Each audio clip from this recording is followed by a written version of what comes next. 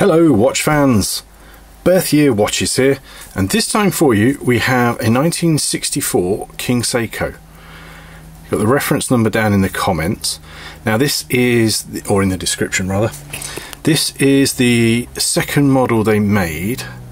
It's a bit larger than the first model and it's in steel, and then they moved on to the second generation, which they all pretty much had the same movement with slight tweaks. This is 25 joules.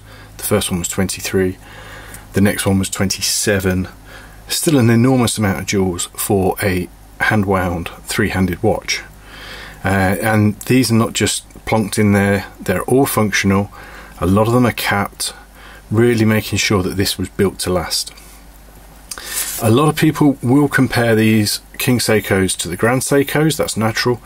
They did sit cheaper in the catalogue, so they haven't got quite the standard of finishing that the Grand Seiko have, but doesn't mean to say they're bad. In fact, they're very good. You'll be able to spot the later ones because they'll have a gold emblem if it's still in place. It may have come off. This early one has the cross with a crown in, set in a shield.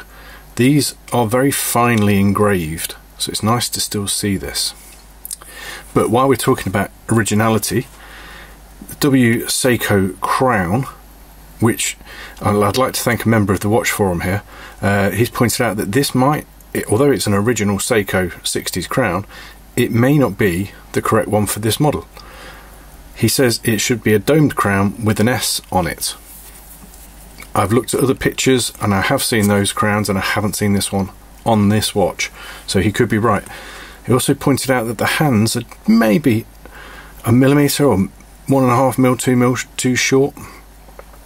They really should go to the indices, at the start and at the end of the indices, and it just doesn't on this, so it's probably had new hands at service. Most people wouldn't spot that, and I'll confess that I hadn't, because the hands look exactly the same shape as the originals would have done. So it's a pretty good swap, it's just not absolutely perfect. Condition wise, it's very good. The strap is new, the buckle is not by Seiko, but yes, the stainless steel case hasn't been polished, certainly not recently. You've got these pointy lugs with the facets on, which does sort of hark to the Grand Seikos, and the dial is very clean. You could get various different grades of dial. This is the standard one. You could get them in gold and different materials because this is a high-end watch. It's worth having a look at the movement photo. That's on the website. There's a link in the pinned comment below. But these really are quite well sought after, and I am led to believe that the King Seiko is only available in Japan, so you don't find too many in Europe.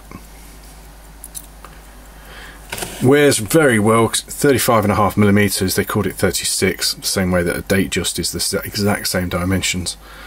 And it isn't as fat as some of the Seikos of the day because this is manual wind, not automatic.